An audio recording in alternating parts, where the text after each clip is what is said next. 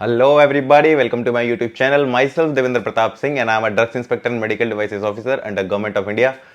Video बनाने का ऐसा कुछ पर्पस नहीं है, लेकिन एक दो कमेंट्स मुझे मिले थे वीडियोस पर जो मुझे लगते थे कि मुझे एड्रेस अभी कर देने चाहिए। और एक छोटी सी वाइटल सी इन्फॉर्मेशन है, बहुत डिटेल में मुझे नहीं पता है, लेकिन वो चीज़ें शेयर करना शायद ज़रूरी बनता है मुझे कि अगर सच में ठीक है तो पता होना ज़रूरी है। तो पहला जो एक कमेंट है मेरे किसी लास्ट जो मैंने वीडियो अपलोड किया था सूर्य प्रशांत जी का एक कमेंट है। कमेंट मैं आपके स्क्रीन पर डाल देता हूँ। Hi sir, glad to watch your video. All I am a B Pharmacy graduate. I had a dream to become an enforcement officer, any department. As my father is a health inspector, I saw his duty, work style. I was decided to become an DI in 2012. I was in 10th completed. After plus 2, joined pharmacy in 15. I saw in 2015 saw UPSC DI vacancy 147 post, जो मेरी vacancy का exam था for 147 post. 16 में मेरी joining हो गई थी। सो आगे बोलते हैं सर, कहाँ गया? Okay, I saw in post 147 post. I am graduated in 2019 में इन्होंने अपनी ग्रेजुएशन पूरी कर ली है। After no post are release by CDSO for pharmacy, that's we all very well know कि 2016 के बाद से अभी तक सीडीएसओ का कोई ऑफिशियल रिक्रूटमेंट नहीं आया है for the post of drugs inspector. अभी तक कोई नहीं आया है। मेडिकल डिवाइसेज इंस्पेक्टर का बीच में एक रिक्रूटमेंट आया था, बट हाँ एज सच सीडीएसओ में ड्रग्स इंस्पेक्टर का कोई नोटिफिकेशन नहीं आया है फ्रॉम 2016। तो इन चीज़ों का बहुत ज़्यादा अनसेटिस्फेक्शन है फार्मेसी ग्रेजुएट्स के बीच में। एक्चुअली बहुत फ्रीक्वेंट पोस्ट नहीं क्रिएट की जाती हैं बाय द सेंट्रल गवर्नमेंट और the state government as well.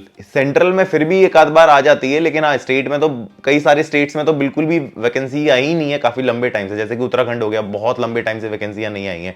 तो वहाँ क्या पॉलिसी है कि जब उनके सीनियर जो हैं, सीनियर के भी सीनियर हैं, वो जब रिटायर हो जाएंगे आई गेस तब वो पोस्ट रिलीज करने वाले हैं। State peoples are not in willing to expand their department. तो पर हमारे सीडीएसओ का तो है कि यहाँ की कुछ लेवल पर एक्सपेंशन करना है, तो आने वाले टाइमों में टाइम बाय टाइम वो पोस्टें आएंगी। लेकिन हाँ टाइम बहुत ज़्यादा बड़ा हो जाता है। 16 से अब ये मान लो 23 आ गया है, अभी तो 16 से 23 से 4 5 6 7 साल हो गया करीब करीब। तो 7 साल में एक भी रिक्रूटमेंट नहीं आया है।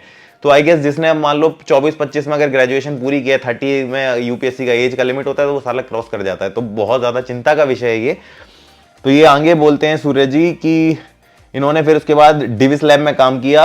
API bulk drug, Divis lab के मेरे पास शेयर हैं, अच्छी कंपनी है बहुत। Bulk drugs company as a production chemist. Now leave my job 6 months ago for Odisha drug state drug inspector post 47 vacancies are there. इन्होंने अपनी जॉब छोड़ दी उस एग्जाम के तैयारी के लिए, बहरहाल जो भी है। पर मेरा एक आपसे सबमिशन है कि आप जॉब क्यों छोड़ रहे हैं? अगर आपका एग्जाम अगर कोई आ रहा है तो आप जॉब क्यों छोड़ रहे हैं ड्रग्स इंस्पेक्टर की एग्जाम की तैयारी करने के लिए? ड्रग्स इंस्पेक्टर के एग्जाम की तैयारी करना इज नॉट लाइक अ हवा, बहुत बड़ी चीज नहीं है। आपने उसको हवा बना रखा है। अगर आप अपने कॉलेज में, अब मैं नए ग्रेजुएट्स बच्चों को ये बात अभी से सलाह देना चाहूंगा कि लोग जॉब करते करते भी कई लोग जॉब छोड़ देते हैं फॉर द प्रिपरेशन, और ऐसा कुछ नहीं होता। आप अपने ग्रेजुएशन के टाइम पे हार्ड वर्क करो। वो टाइम आपका ऐसा है कि उस टाइम घुमागिरी नहीं करनी है आपको। कॉलेज में नए नए आप आते हैं स्कूल से, आपको लगता है यार अब तो हम कॉलेज में आ गए, अब तो हमारी आज़ादी है, अब हम घूमेंगे, अब हम मूवीज देखेंगे, ये करेंगे वो करेंगे। नहीं, ये सब करने के लिए पूरी उम्र पड़ी है। ऐसा नहीं है कि आपके पास टाइम नहीं आएगा। जिंदगी आपको एक बार मिली है, अगर आपको अपने आप को प्रूव करना है तो वो टाइम आपका ऐसा है, वो बहुत ही प्रीशियस टाइम है। आपको बहुत ज्यादा मेहनत करनी है। मैं अगर अपनी बात करता हूं कि जब मैं पढ़ाई करता था अपने कॉलेज के टाइम पर, मैं एज यूजुअल मैं पढ़ता था। करीब 13 से 14 घंटे में डेली पढ़ाई करता था अपने कॉलेज के टाइम पर। 13 से 14 घंटे में डेली पढ़ाई करता था। एग्जाम से 2 या 3 महीने पहले मैं बिल्कुल पढ़ना छोड़ देता था, क्योंकि मेरे सब कुछ पहले ही पढ़ लिया होता था। समर वेकेशन जब होते थे, लोग समर वेकेशन में चिल करते थे। मैं समर वेकेशन में कम से कम 2-3 सब्जेक्ट्स खत्म कर देता था। जब मैं डिप्लोमा सेकेंड ईयर में आया था, बीफार्म डिप्लोमा सेकेंड ईयर पूरा करने के बाद, जब बीफार्म सेकेंड ईयर में मैं जब आया था, तो जो उसके बीच का वेकेशन टाइम था, जो मेरा बीच में एडमिशन लेते लेते जो टाइम मेरे पास था, ऑलमोस्ट करीब 4-5 महीने थे। मैंने उस 4-5 महीने के टाइम में जो मैंने डिप्लोमा में फार्माकोलॉजी की बुक पढ़ी थी, केडी त्रिपाठी, मैंने डिप्लोमा में पढ़ ली थी। लोग बी फार्म के 4 साल तक पढ़ते हैं, मैंने वो पूरी किताब डिप्लोमा में पढ़ ली थी। तो वो डिप्लोमा में जो मैंने केडी त्रिपाठी पढ़ी थी, वो 3-4 महीने के स्पैन में मैंने वो पूरी किताब वापस से पढ़ ली थी। जब मैंने बी फार्म में एडमिशन लिया था, दैट टाइम जब मेरा फार्माकोलॉजी का वाइवा हो रहा था, my viva was conducted about 50 minutes, 50 minute तक मेरा वाइवा हुआ था। जामिया हमदर्द से कोई आए थे, उनके असिस्टेंट प्रोफेसर थे या प्रोफेसर थे जो भी थे, उन्होंने मेरा वाइवा ऑलमोस्ट 50 मिनट्स तक लिया था। And I have not failed to answer a single even question. मैंने सारे आंसर के क्वेश्चन कर दिए। वो बेसिक से शुरू किए थे आगे से, और वो कीमोथेरेपी तक आगे तक चले गए थे। That person is even in shock कि it's B pharm second year का बच्चा है, इसको सब कुछ आता कैसे है। अगर बी फार्म में वहां मुर्गेश पढ़ी होती तो मैं आंसर दे पाता? नहीं दे पाता। तो आप इस बात की ग्रेविटी को आप समझो। अगर आप नए बच्चे हो, अगर आप फार्मेसी कर रहे हो, ग्रेजुएशन में अभी आप हो, बड़ी बुक्स पढ़ने की आदत डालो। मैंने अपने डिप्लोमा में केडी त्रिपाठी पढ़ ली थी, लिपिनकॉट पूरी पढ़ ली थी। बी फार्म में मैं आया तो मैंने कैटजंग पढ़ना स्टार्ट करी। मैंने जब ग्रेजुएशन में आया तो मुझे लगा ये 2 बुक तो पढ़ी ली है मैंने, कुछ स्पेसिफिक टॉपिक जो है, जो बहुत ही ज्यादा प्राइम फोकस वाले टॉपिक्स रहते हैं, बेसिक्स जो रह जाते हैं, बेसिक्स हो गया आपका, जो ड्रग्स बहुत ज्यादा ट्रेंडी होते हैं, जिनकी मार्केट में बहुत ज्यादा खपत होती है, जैसे आपका ट्यूबरकुलोसिस है, उसका first line treatment, second line, third line, fourth line, ये बहुत ज्यादा जरूरी है। आपका बीटा लैक्टम एंटीबायोटिक्स हो गए, इनके बारे में ना डेप्थ में पढ़ना बहुत जरूरी है, क्योंकि ये बहुत ज्यादा ब्रॉडली यूज किए जाते हैं एंटीबायोटिक्स। तो इस तरीके के जो स्पेसिफिक टॉपिक्स हैं, ये अब मैं क्या करता था, 3-3, 4-4 बुक से पढ़ता था। मैंने कैटजंग भी पढ़ना स्टार्ट करी। तो ऐसा नहीं है कि आप ग्रेजुएशन में अगर आप वो कुंजी पकड़ के आप मुर्गेश पढ़ोगे, मेरे साथ के बच्चे बहुत सारे लोग मुर्गेश पढ़ते थे, मैं भी पढ़ सकता था, लेकिन मेरा दिल मुझे गवाही नहीं देता था कि यार ग्रेजुएशन कर रहा हूं, I am doing a technical graduation. मैं सीपीएमटी का 14th रैंक होल्डर था अपने टाइम पर, एमबीबीएस नहीं किया था मैंने। तो मेरा माइंडसेट शुरू से वही वाला था, पढ़ना है तो अच्छा पढ़ना है, नहीं तो पढ़ने की जरूरत ही नहीं है, सीधी बात है अपनी। तो अगर आपने अपने ग्रेजुएशन के टाइम पे अच्छे से पढ़ाई कर ली है, कोई जॉब छोड़ने की जरूरत नहीं है आपको। अच्छे से फोकस करो, अच्छे से मेहनत करो, डेफिनेटली आपका एग्जाम निकलेगा। तो ये गलतियां आपको बिल्कुल नहीं करनी है। अच्छे से टाइम दो, डेली रूटीन बेसिस पर। अगर आप जॉब भी कर रहे हो तो डेली 1-1.5 घंटा भी आप डेली निकालोगे तो बहुत है। मेरे से सारे लोग अभी आजकल ये पूछते हैं, मेरे पास इंस्टाग्राम पर भी ऑलमोस्ट मेरे पास अगर डीएम्स आते हैं मेरे पास, तो 10 से 12 डीएम्स मेरे पास, जब भी कोई लड़का या कोई भी मेरी बहन मुझे मैसेज करती है तो सब मुझसे एक ही बात पूछते हैं, सर दिल्ली वाले एग्जाम का डेट क्या है, दिल्ली वाले एग्जाम का डेट क्या है। मैंने कहा भाई अभी दिल्ली वाले एग्जाम का कोई डेट नहीं आया है, यूपीएससी ने कोई डेट का डिक्लेरेशन नहीं दिया है, और दिल्ली ड्रग कंट्रोल इस बारे में कुछ बोल नहीं रहा है। तो जब सब लोग साइलेंट है तो आप इतना हल्ला क्यों मचा रहे हो? आप इस बात को समझो, आपको जो टाइम मिल रहा है उसको इफेक्टिवली यूज करो। एग्जाम इसी साल होना है, एग्जाम उसका इसी साल होना है, चाहे कभी भी हो आपका, चाहे दिसंबर में हो, चाहे वो 1 महीने बाद हो जाए, चाहे 2 महीने बाद हो जाए, एग्जाम इसी साल होना है। एग्जाम यूपीएससी करा के रहेगी। आप ये समझो कि जो आपको टाइम मिल रहा है उसको यूज कर लो अच्छे से, इतना अच्छे से उसको एब्जॉर्ब कर लो, अपने बुक्स को, अपने सिलेबस को, हर टॉपिक को इतने अच्छे से एब्जॉर्ब कर लो कि वहां आप आंसर कर पाओ। फिर लोग अनसेटिस्फाइड होते हैं एग्जाम देने के बाद कि मैं उस एग्जाम में अच्छा नहीं कर पाया सर, अब कब आएगी वैकेंसी। इस बात को आप ध्यान से याद करना, वैकेंसी इतनी जल्दी नहीं आने वाली है, तो अभी आपके पास टाइम है। बेस्ट ऑफ द बेस्ट बच्चा ही सिलेक्ट होता है, आप इस बात को हमेशा याद रखना।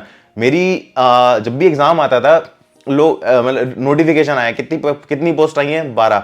तो मैंने कहा ठीक है बहुत है, मुझे तो एक ही चाहिए ना, 12 आ गई काफी है। ये वाला जब तक आपका माइंडसेट नहीं होगा ना, आपका सिलेक्शन नहीं होने वाला है। तो बहुत मेहनत लगेगी आपको, मेहनत करनी पड़ेगी आपको दिल से, वो भी पूरी ताकत लगा के मेहनत करनी पड़ेगी। तो जॉब छोड़ने की बिल्कुल जरूरत नहीं है, अच्छे से मेहनत करनी है।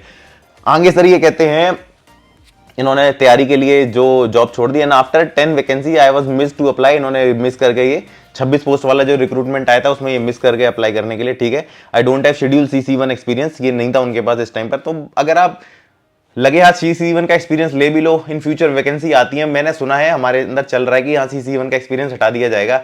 इफ इन केस नहीं भी हटाया जाता, लेकिन अगर आपके पास शेड्यूल CC1 का एक्सपीरियंस रहता है, आप एग्जाम क्वालिफाई करके इंटरव्यू में अपेयर होते हो, अगर आपके पास एक्सपीरियंस है, एक बंदा नॉन एक्सपीरियंस्ड है, एक बंदा एक्सपीरियंस्ड है, ये बंदा सिलेक्ट हो जाएगा, I am assuring you, because he has the more exposure. हाँ, अगर आपने स्कोर बहुत अच्छा किया हुआ है रिटर्न एग्जाम में, तब आपकी प्रोबेबिलिटी ज्यादा बनती है। लेकिन अब अगर सामने जो बैठा बंदा है उसके पास एक्सपीरियंस है किसी चीज का, टेस्टिंग का, इस चीजों का, तो वो डेफिनेटली प्रेफरेबल कैंडिडेट है अगर आपके पास कुछ भी एक्सपीरियंस नहीं है तो, क्योंकि इसके पास काफी सारा एक्सपोजर है, तो वो सिलेक्ट होना ही होना है। अगर आपके रिटर्न में मार्क्स ज्यादा है तो हाँ आप सिलेक्ट हो सकते हो।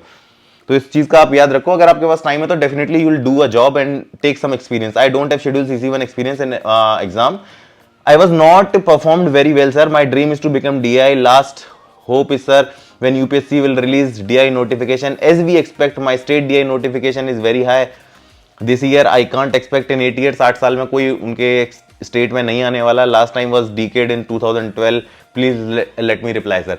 तो मैं आपको बता रहा हूँ स्टेट में वैकेंसीज बहुत स्लो आती हैं, आप वॉच रखिएगा। मैं भी कभी कभी वीडियोस बना देता हूँ जब वो वैकेंसीज आती रहती हैं। लेकिन हाँ, सेंट्रल की वैकेंसी 2023 में डेफिनेटली आने वाली है। हमारे डिपार्टमेंट की वैकेंसी आएगी, करीब 60, 70 या 80 वैकेंसी के करीब करीब निकलेंगी, जिसके लिए एग्जाम यूपीएससी कराएगी। कब कराएगी, चाहे दिसंबर तक भी आ सकता है नोटिफिकेशन, पहले भी आ सकता है, एग्जाम पहले भी हो सकता है, या एग्जाम आपके 2024 में भी हो सकता है। आप इस चीज के लिए आप तैयार रहो।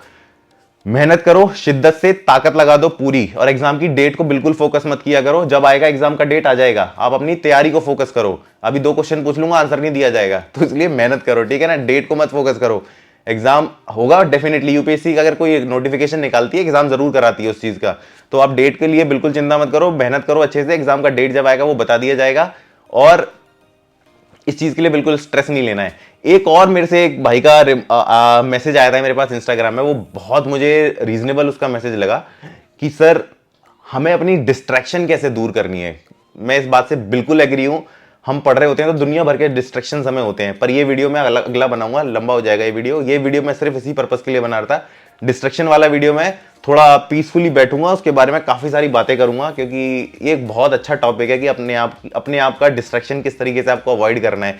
बिकॉज जब आप पढ़ाई कर रहे होते हैं ना, तो बहुत सारी चीजें होती हैं जो आपको डिस्ट्रैक्ट करती हैं। जैसे लड़के हैं, उनको दुनिया भर की डिस्ट्रैक्शन है, लड़कियां सबसे ज्यादा डिस्ट्रैक्ट करती होंगी, पर हाँ बहुत सारी चीजें एक्सटर्नल फैक्टर हैं, फैमिलीज के इश्यूज रहते हैं, काफी सारी चीजें रहती हैं। तो अपना डिस्ट्रैक्शन किस तरीके से दूर करना है, अपने आप को फोकस कैसे करना है, ठीक है ना, ये अपने आप में आर्ट है। अगर आपने अपने आप को फोकस करना सीख लिया, आप लाइफ के किसी भी चीज में सक्सेस पालोगे। तो अपने आप को फोकस कैसे करना है, फोकस ड्रिवन कैसे बनना है, अपने लक्ष्य को निर्धारित करना है, और उसके लिए हमें कंसिस्टेंट मेहनत करनी है, और उसको पाना कैसे है, ये एक अपने आप में एक आर्ट है।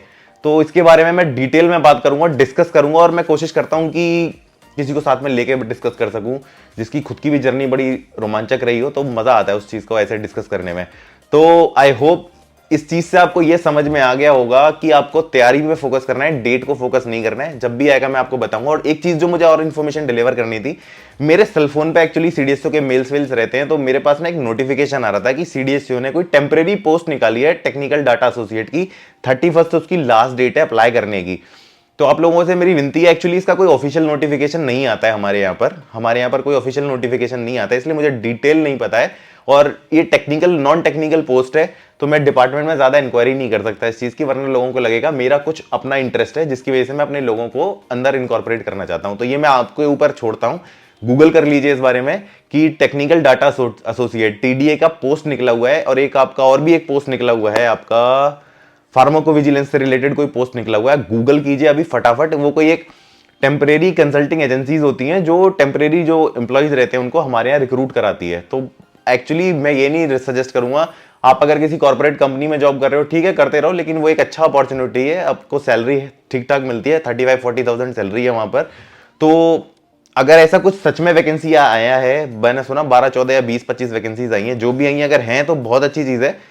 A lot of unemployed people from the pharmacy sector are still there, और they people are really very talented। तो मैं आपको वही सजेस्ट करना चाह रहा हूँ, आप गूगल कीजिए कि ये टेक्निकल टीडीए का जो पोस्ट आया है वो कैसे आया है। आप गूगल करेंगे आपको इन्फॉर्मेशन मिल जाएगी।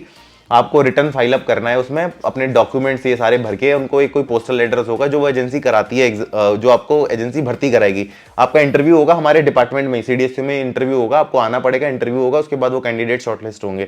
तो गूगल कर लीजिए टेक्निकल डाटा एसोसिएट या फार्माकोविजिलेंस ऑफिसर करके है कुछ है, या फार्माकोविजिलेंस एसोसिएट करके आप गूगल कीजिएगा। टेम्परेरी पोस्ट आई हुई है कुछ, 31 लास्ट डेट है, फटाफट एप्लीकेशन भरिए, और जो वो इनके एड्रेस दिए हुए हैं कि जहां वो भेजने हैं वो फटाफट भेज के आप इसको रद्दी कर दीजिए, ताकि अगर इंटरव्यू का डेट आता है, जो भी आता है, आपको कॉल किया जाए तो फटाफट आप जाइएगा, इंटरव्यू दीजिएगा। और अच्छा अगर आप सिलेक्ट हो जाते हैं, अच्छा एक्सपोजर आपको मिलेगा, being a part of CDSU, आप सीडीएसयू के अंदर आ पाएंगे और उससे काफी सारी चीजें सीख पाएंगे, और एक अच्छा ओवरऑल एक्सपीरियंस आपको रहेगा लाइफ के अंदर। तो ये वीडियो मैं सिर्फ ये 2 इन्फॉर्मेशन देने के लिए बनाया था। I hope this will help you. मिलते हैं एक धमाकेदार अगली वीडियो में जल्दी। Have a good day.